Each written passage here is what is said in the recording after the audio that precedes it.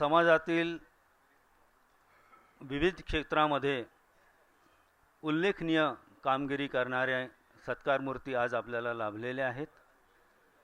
आजच्या या महाळ क्रांती दिनाच्या कार्यक्रमामध्ये त्यांचा सत्कार करणं हे आम्ही बाणाईचं परम कर्तव्य समजतो आणि याची जाणीव ठेवून आम्ही सर्व सत्कारमूर्तींना आज आदरपूर्वक या ठिकाणी विनंतीपूर्वक पाचारण केलेलं आहे.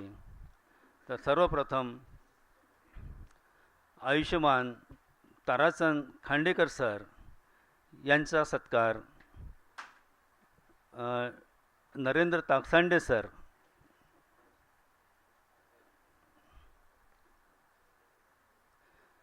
किंवा आपले आयुष्यमान विठ्ठल नारनवरे सर हे करतील.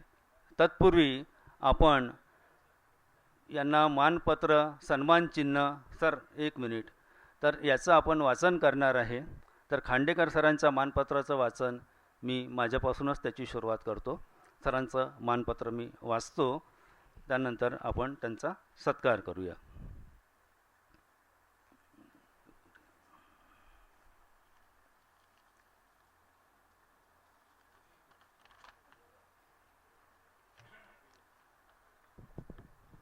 आयुष्यमान ताराचंद खांडेकर सर यांना ओळखत नाही असा या सभागृहात एकही व्यक्ती नसेल. त्यांची ग्रंथसंपदा आणि त्यांचं व्यक्तित्व इतकं थोर आहे की त्यांना खरं तर परिचयाची गरज नाही, पण एक औपचारिकता म्हणून आपल्याला मानपत्र वाचणं आवश्यक आहे. सन्माननीय आयुष्यमान ताराचंद खांडेकर सर, सहस्नेह Jai Bhim. Doctor Babasaheb Ambedkar national association of engineers म्हणजे बाणाई नागपूर शाखेच्या वतीने आपल्या बहुमूल्य कर्तृत्वाचा आदर करून आपला गौरव करीत असताना आम्हाला सार्थ आनंद होत आहे. 26 ऑगस्ट 1939 रोजी भंडारा जिल्ह्यातील मलदा आंधळगाव येथे आपला जन्म झाला. पुढे नागपूर या नागनगरीत येऊन आपण स्थिरावलात. मॅट्रिकपर्यंतचे शिक्षण आपण आंधळगाव आणि भंडारा येथे पूर्ण केले. 1950 साली डॉक्टर बाबासाहेब आंबेडकर यांनी भंडारा लोकसभेची पोटनिवडणूक लढवली. तेव्हापासूनच आपणास बाबासाहेबांचा सहवास लाभला.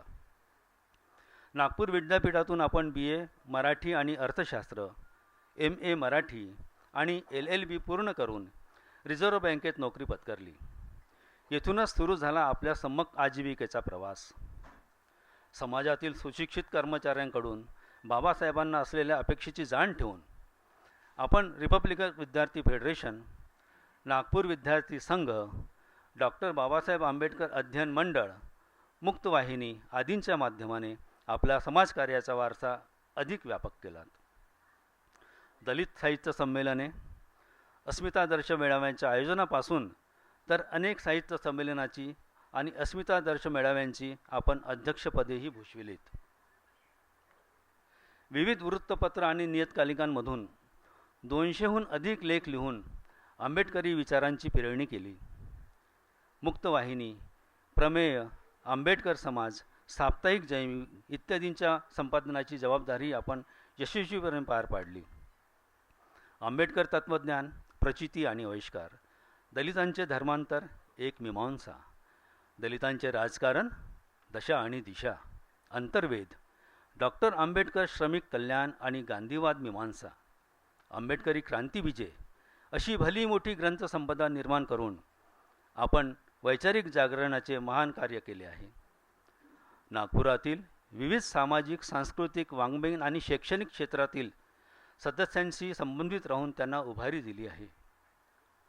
आपल्या या अभूतपूर्व कर्तृत्वाची दखल घेऊन आपणास अस्मितादर्श वैचारिक वाङ्मय पुरस्कार, महाराष्ट्र राज्य श्रमिक कल्याण कामगार साहित्य पुरस्कार, याशिवाय विविध सामाजिक संस्था आणि संघटनांनीही अनेक प्रशस्तीपत्रांद्वारे आपल्या कार्याचा गुणगौरव केलेला आहे. आपण समाजाकरिता केलेल्या उल्लेखनीय कार्याची अतिशय नम्रपणे दखल घेऊन आणि आपल्या कार्याबद्दल कृतज्ञता व्यक्त करून हे सन्मानपत्र बाणाई नागपूर शाखेच्या वतीने महाड क्रांती शताब्दी वर्ष महोत्सव निमित्त आयोजित कार्यक्रमात आज गुरुवार दिनांक 19 मार्च 2026 रोजी आपणास आदरपूर्वक बहाल करीत आहोत. आपणास सुदृढ आरोग्य, सुखी व समाधानाचे दीर्घायुष्य लाभो आणि सामाजिक कार्यासाठी बानाईला आपली प्रेरणा मिळत राहो हीच सदिच्छा. धन्यवाद. आयुष्यमान ताराचंद खांडेकर सर यांचा आपण सत्कार करतो आहे. मित्रांनो, जोरदार टाळ्यांनी सरांचं स्वागत करावं. अशी एक आपल्याला महान कर्तृत्व असलेली व्यक्ती लाभलेली आहे सत्कारासाठी. हे आपलं आपण अहोभाग्य समजतो बानाईचं, की आज बानाईतर्फे सरांचा सत्कार होतो आहे. आयुष्यमान विठ्ठल नारनवरे सर सरांचा सत्कार करत आहेत. पुष्पगुच्छ, सन्मान चिन्ह आणि सन्मानपत्र देऊन सरांचा सत्कार होतो आहे.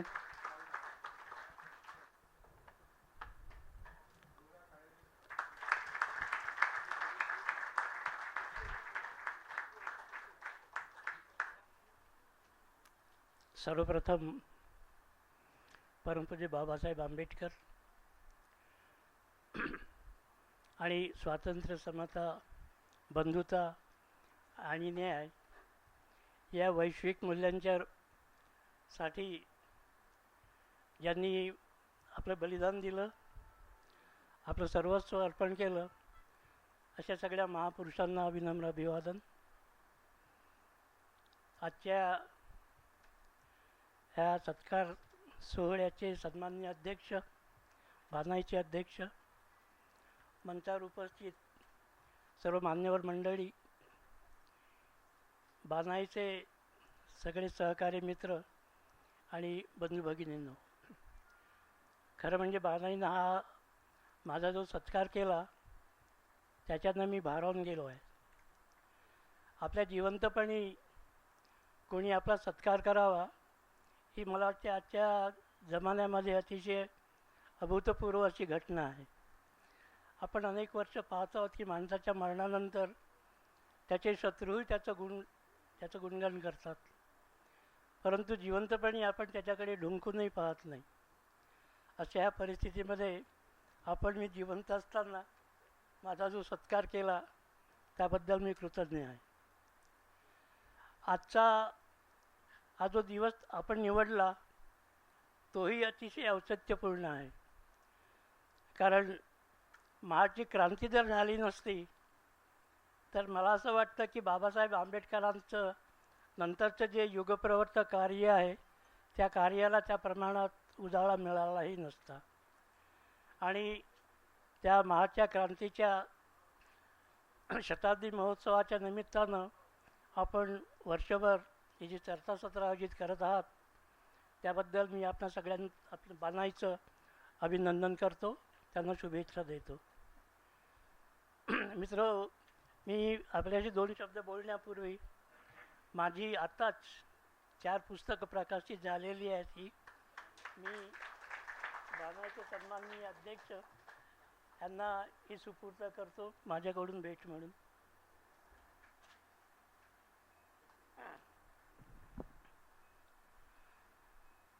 सत्काराला उत्तर देताना मी माझ्या संबंधी इथे जे विवेचन केलेलं आहे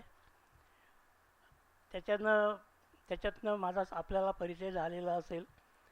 हा परिचय व्यक्तीच्या माझ्या व्यक्तिमत्वाचा आहे असं मी समजतो, परंतु माझं हे व्यक्तिमत्व आहे ते माझं स्वतःचं व्यक्तिमत्व नाही आहे. तर मी जे एक समूह जाणीव आतापर्यंत जगत राहिलेलो आहे त्या समूह जाणीवेचं आणि म्हणजेच आपला सगळ्यांचा हा सत्कार आहे असं मी आपला पुढे नम्रपणे मान्य करतो, त्याची ग्वाही देतो. मित्रहो, बानाईच्या प्रारंभिक जेव्हा बानाई सुरू झालं तेव्हा त्या प्रक्रियेमध्ये आमचा ह्याच्यात सहभाग होता हे सांगताना मला अभिमान वाटतो. त्यावेळी आम्ही जयभीममध्ये अतिशय जोमानं कार्यरत होतो. जयभीमच्या संपादक मंडळापैकी मी एक होतो. प्राध्यापक अशोक गोडघाटे, जोगेंद्र कवाडे, मधुकर वासनिक, रमेश रंगारी अशी आम्ही मित्रमंडळी जयभीमच्या त्या सगळ्या वातावरणामध्ये समाजात आपल्याला काय करता येईल ह्या संबंधीची चर्चा करत असताना मग आपल्या समाजामध्ये जो एक मध्यम वर्ग आता उदयाला येत आहे, त्या मध्यम वर्गाचीही काहीतरी जबाबदारी आहे. ह्या जाणीवेनं ह्या मध्यम वर्गाचे जे कोणी प्रतिनिधी असतील, प्राध्यापक असतील, डॉक्टर्स असतील, इंजिनियर्स असतील, अशा अनेक फील्डमध्ये काम करणाऱ्या लोकांच्याही काहीतरी अशा उत्तरदायित्वासाठी त्यांना काही संस्था असाव्यात, अशा प्रकारचा विचार त्यावेळी प्रादुर्भूत झाला. आणि डॉक्टर आनंद जीवने यांच्या नेतृत्वात त्यावेळी doctor Ambedkar medical association form झाली. डॉक्टर आंबेडकर प्रोफेसर्स असोसिएशन ही प्राध्यापक मधुकर डोंगरे यांच्या नेतृत्वात तयार झाली. त्याचप्रमाणे बाणाईच्या निर्मिती प्रक्रियेमध्ये आमचे मित्र रमेश रंगारी अगदी आमचे फार बालपणापासूनचे मित्र होते. आणि मला वाटते की इंजिनियर कसा असावा ह्याचं एक ते मूर्तिमंत प्रतीक होते. मी माझा मित्र म्हणून अतिशयोक्तीनं बोलत नाही.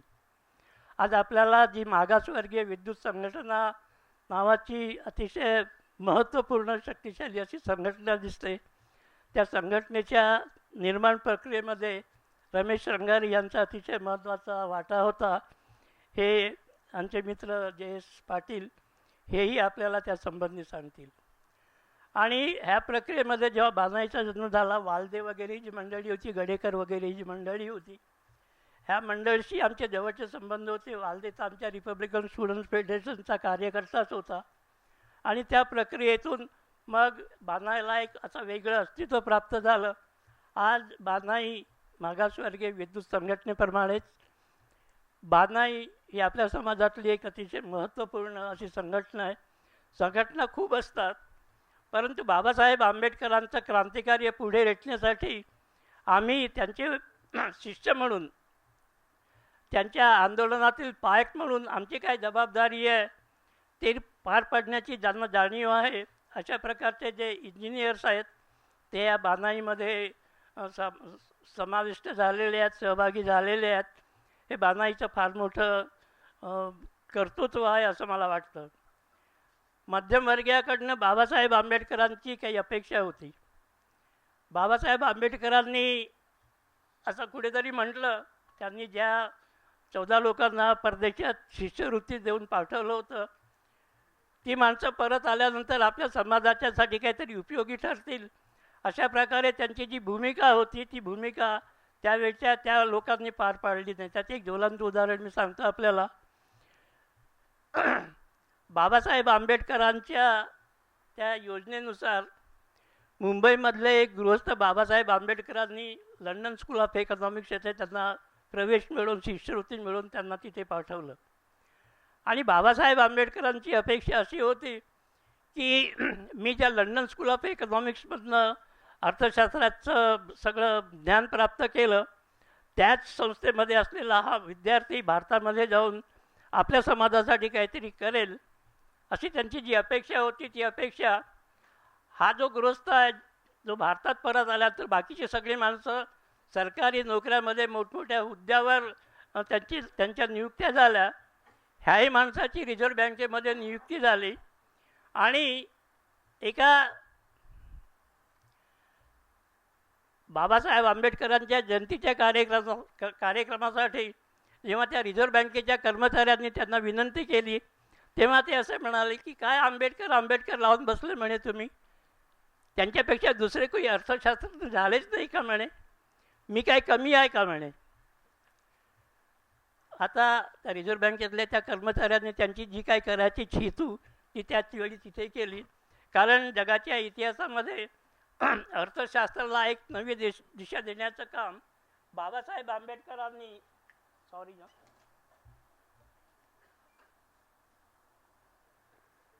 ज्या पद्धतीने केलं, तशा प्रकारचा अर्थशास्त्रज्ञ आज आपल्या पुढे जगात विरळाच आहे.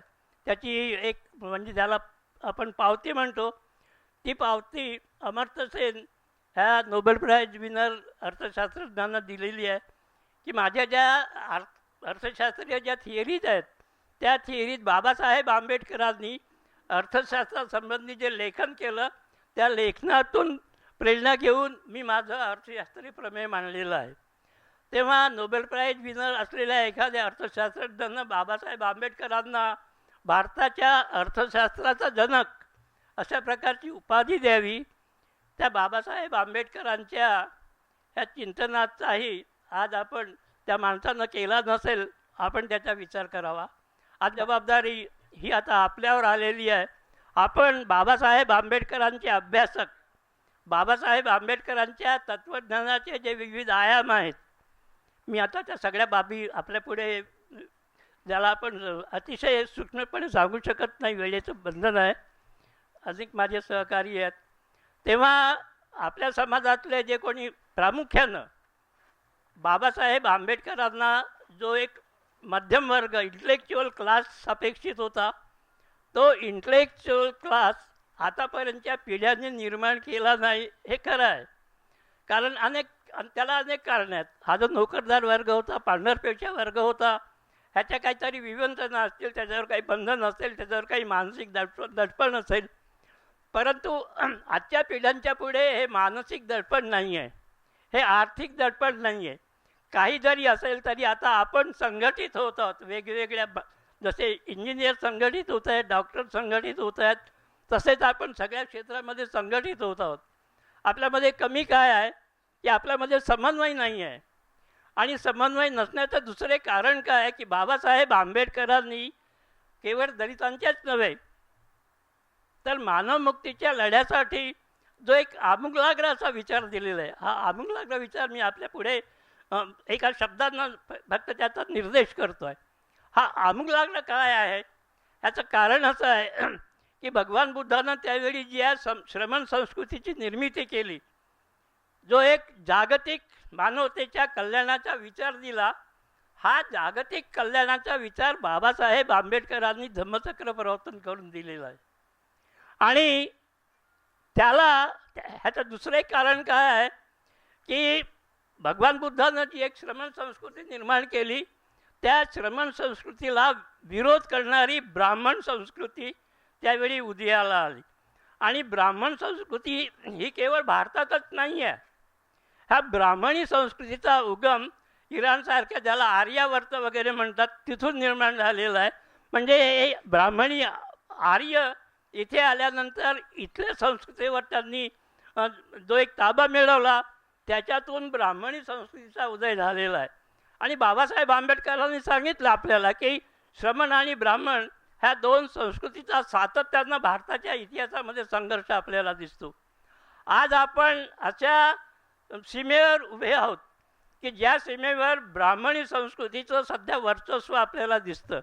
आणि ह्याचा पाडाव कसा करावा, ह्याची सगळ्या प्रकारची व्यूहरचना, मग ती सैद्धांतिक असो की प्रत्यक्ष जीवनाशी संबंधित भूमीवरची, जमिनीवरची आंदोलनं असोत, ह्या सगळ्यांचं नियोजन आणि ह्या नियोजनाला प्रत्यक्ष कृतीत उतरवण्यासाठी जनमानसाची तयारी करणं, ही दुहेरी जबाबदारी आमच्या इंटलेक्च्युअल क्लासवर आलेली आहे. ह्याचं भान आमच्या इंटलेक्च्युअल क्लासनं ठेवावं, असं मला ह्या ठिकाणी नम्रपणे नमूद करावं असं वाटतं. अनेक गोष्टी सांगता येतील, कशा प्रकारे आपण आंदोलनाची उभारणी करू शकतो, काय करू शकतो, ह्या संबंधीची चर्चा अशा प्रकारच्या व्याख्यानातनं होत नाही. त्याच्यासाठी तुमच्या कार्यशाळा घ्या, तुमच्यामध्ये बौद्धिक स्तरावर अशा प्रकारचं विश्लेषण येऊ द्या.